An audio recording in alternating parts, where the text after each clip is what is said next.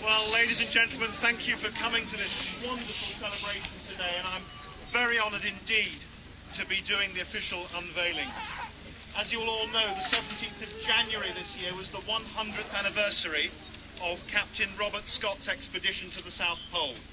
But today marks the 100th anniversary of the day on their return journey that Captain Lawrence Oates, who was a member of that ill-fated expedition, said, "I am just going outside and maybe some time." That day, ladies and gentlemen, was his 32nd birthday and his last birthday, of course.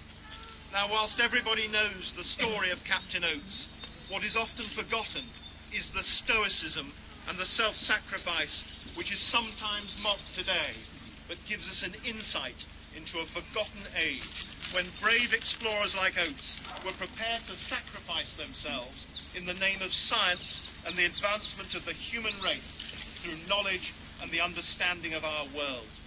Perhaps some of the problems we face today in our world could be overcome if we had more of the selfless and brave pioneers like Lawrence Oates. Few people realise that Captain Lawrence Oates used to own Meanwood side, or Meanwood Park as we know it today.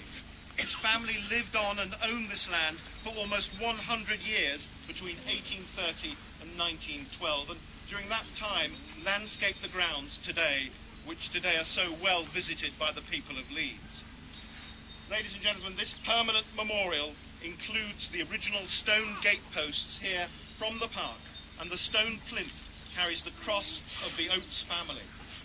The interpretation panel reveals more about the history of Meanwood Park and shows how its ownership was shared by different families before becoming the public park that most people know today.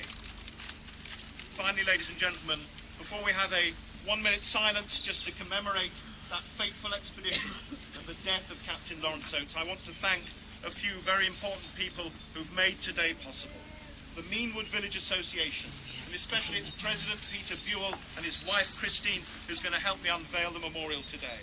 And also Jeff Rice, who I know is here because I've had a conversation with him this morning. I'd also like to thank the Parks Department, especially Guy Smithson and Phil Staniforth from Parks.